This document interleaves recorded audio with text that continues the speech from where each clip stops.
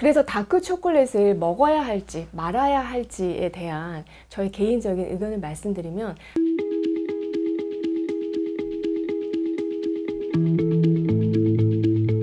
안녕하세요. 정세현아에서 라이프 레시피 정나래입니다. 초콜릿 중에서 카카오 함량이 높은 다크 초콜릿은 몸에 좋은 항산화 성분이 너무나 풍부해서 건강상의 이점이 많이 연구되어 있고요.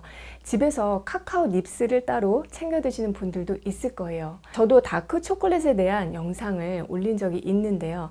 최근에 미국에서 초콜릿에 중금속 논란이 생겨서 화제가 되고 있습니다. 오늘은 이에 대한 얘기를 좀 해볼게요. 사건의 전말은 이렇습니다. 여러분, 허쉬라는 초콜릿 브랜드 아시죠?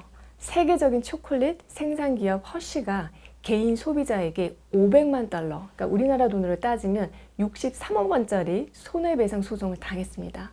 낫과 카드뮴 같은 중금속 함유 초콜릿을 팔았다라는 이유에서였는데요.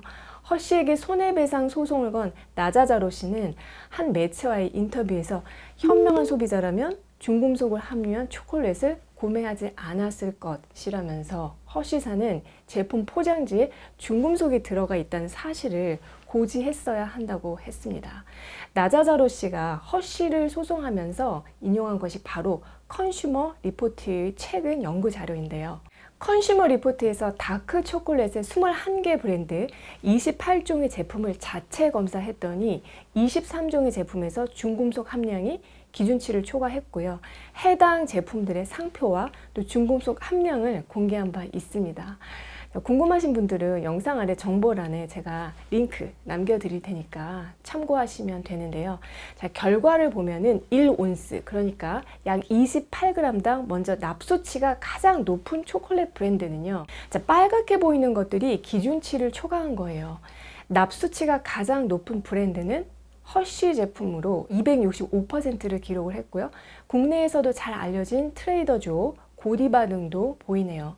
자, 두 번째로 카드뮴 수치가 높은 브랜드에는 파스카라는 제품이 253%로 가장 높게 나타났고, 알터에코, 도브, 린트에서도 기준치 넘는 함량을 기록했습니다.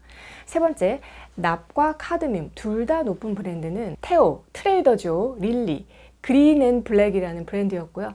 반면 납과 카드뮴 기준치를 초과하지 않는 비교적 안전한 브랜드는 기라델리, 타짜, 발로나, 마스트였어요. 기준은 미국 캘리포니아주의 기준으로 최대 허용 섭취량이 납은 0.5, 카드뮴은 4.1 마이크로그램으로 평가한 것이었는데, 이 중금속이 한번 체내에 흡수되면 잘 배출되지 않다 보니까 건강을 위해서 초콜릿을 좋아하던 많은 사람들에게 충격이 되었습니다. 컨슈머 리포트가 초콜릿의 중금속 이슈에 대해서 대대적인 보고를 한 까닭은 현재 미국 식품의약국인 FDA는 초콜릿에 함유된 납과 카드뮴에 대한 구체적인 제한이 아직 없다는 점, 그리고 기준치가 없으니까 당연히 제대로 관리가 되지 않는다는 점에 대한 그런 우려 때문이었어요. 유럽연합이나 그 밖의 기관에서의 권고 기준도 한번 살펴보면요. 유럽의 경우 카카오 함량이 50% 이상이라면 카드뮴 허용 기준이요 1kg당 0.8mg이고요. 코덱스 위원회도요 카카오 함량이 50에서 70%인 경우 역시 0.8mg, 카카오 함량이 70%가 넘어가면 0.9mg이니까 캘리포니아의 기준이 조금 더 엄격하긴 하죠. 컨슈머 리포트가 언급한 다크 초콜릿 브랜드의 일부는요, 국내에서도 판매가 되고 있습니다. 직수입이거나 또 구매 대행 형태로 유통이 되고 있는데요. 이 제품들을 먹어도 되는지, 그리고 또 우리나라에서 제조된 초콜릿은 또 어떤지도 궁금하실 거예요. 그래서 여러분께 정확한 답변을 드리기 위해서 국내 기준과 자료들을 최대한 수집을 하고요. 식약처에 질의를 했습니다. 그런데 이런 답변을 받았어요. 자, 우리 처는 환경오염, 식습관 다변화 등에 대한 식품 섭취로 인한 중금속 노출량 변화에 대응하기 위해서 매년 국민, 다소비, 다빈도 식품에 대해서 중금속 오염도를 조사하고 있으며, 그 결과를 바탕으로 현행 식품 중 중금속 기준의 타당성을 평가해서 기준 관리의 필요성을 주기적으로 검토하고 있습니다.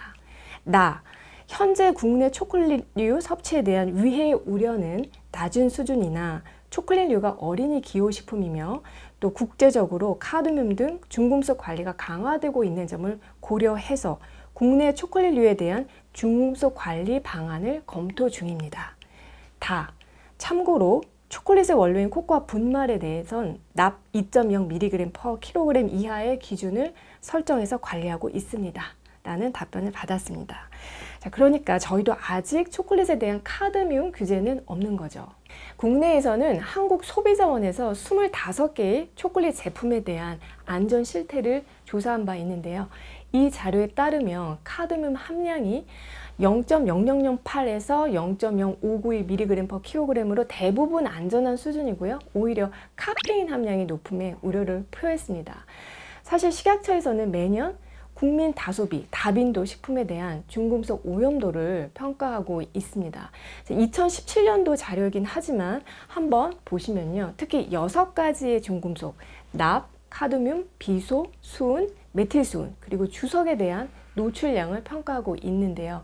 우리가 흔히 섭취하는 전체 식품군에 대한 카드뮴 노출도를 비교한 표를 보시면 수산물이 0.14로 가장 높았고 농산물은 0.08, 초콜릿 같은 가공식품은 0.07, 축산물은 거의 없는 것으로 보고된 바 있어요. 그 다음은 식품별로 카드뮴 1일 노출 점유율을 살펴봤는데요. 오징어가 24%로 가장 높았고요. 백미가 16%, 낙지가 5% 순으로 집계되었고 납은 1일 노출 점유율이 역시 오징어가 10%, 김치류가 8.6%, 무청이 7.2% 순으로 나타났습니다. 결론적으로 우리가 먹는 김치, 곡물, 채소, 과일에도 모두 카드뮴이 들어 있습니다. 공기 중에는 떠돌아다니는 납도 있고요. 초콜릿은 카카오가 재배하는 땅 자체가 중금속으로 오염되어 있어서 재배 과정에서 카카오 나무가 뿌리를 통해서 카드뮴을 흡수하고 또 카카오를 말리는 과정에서 바바라는 그 끈적한 물질이 있는데 이 물질이 공기 중에 납을 달라붙게 하면서 중금속 중에서도 카드뮴하고 납의 함량이 높아진다고 합니다. 우리가 주식으로 먹는 쌀은요, 땅에서 특히 비소를 흡수합니다. 그래서 현미의 중금속 논란도 있는데요.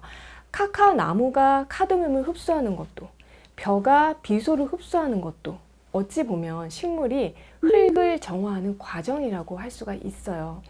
중금속이 가득한 땅을 정화하는 순기능이고 자연이 모두 연결되어 있는 순환의 과정의 고리인 거죠.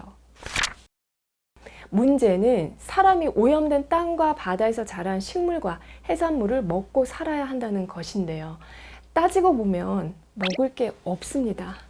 항산화 성분이 가득해서 신이 주신 선물이라고 할 만했던 카카오도 그리고 쌀도 채소도 땅속의 중금속으로 인해서 오염이 되고 인간이 버린 미세 플라스틱으로 오염된 바다에서 자란 참치 또 고등어 같은 생선에서는 수은이 검출이 되고 대량 생산을 위해서 항생제, 성장 호르몬을 먹인 가축들하고 우유, 달걀은 또 어떤가요? 대기 오염, 수질 오염, 흙 오염 같은 여러 요소들이 복합이 되어서 우리 먹거리는 어쩌면 앞으로 점점 더 계속 위협당할 수밖에 없다는 생각이 들고요. 그때마다 새로운 정보가 나오면 이번에 초콜릿 이슈처럼 소비자들은 우왕좌왕 당할 수밖에 없습니다. 그래서 다크 초콜릿을 먹어야 할지 말아야 할지에 대한 저의 개인적인 의견을 말씀드리면 가끔 간식으로 드시는 것은 괜찮습니다. 그러나 어린이나 임산부, 저체중인 분들은 초콜릿 섭취량에 특히 주의를 하셔야 하고요. 먹는다면 아까 말씀드렸죠. 중금속 함유량이 특히 적은 브랜드들이 있었어요. 그런 브랜드의 제품 중에서 골라 드시는 것이 좋겠습니다. 자, 그렇지만 저희가 먹거리에 대한 이슈가 생겼을 때 너무 과민 반응하거나 불안해하지는 말았으면 해요. 모든 음식이나 영양제는 몸에 좋다고 해서 과잉 섭취하지 않는 것이 중요하고요. 지금은 대부분 많은 음식들이 이미 중금속이나 환경 물질에 오염되어 있다는 것이 현실이기 때문에 중금속이 몸에 쌓이지 않도록 어떻게 하면은 잘 배출하면서 먹고 살 것이냐가 더 중요하다고 생각합니다. 그래서 다음 시간에는 중금속 배출에 도움되는 식치 음식도 소개해 드릴 테니까요. 이어서 시청하시면 도움되실 것 같아요. 여러분 오늘 내용이 도움이 되셨나요? 오늘 마무리하기 전에 공지사항 말씀드리면 정나래의 식치 상담소에서는 여러분의 건강 사연을 기다리고 있습니다. 건강에 대한 고민을 너무 길게 댓글로 이제 남겨주시는 분들이 있는데 댓글로는 제가 자세한 답변을 드리기가 어렵기 때문에 식치 상담소 메일로 영상을 보이시죠? 그리고 고정 댓글에도 남겨놓을 테니까 사연을 보내주시면 선정되신 분에 한해서 식치 상담소에서 맞춤 코칭으로 도움 드려보도록 할게요. 올해도 정나래와 함께 슬기로운 식치생활 하시고요. 저는 다음에 또 좋은 내용으로 찾아뵐게요.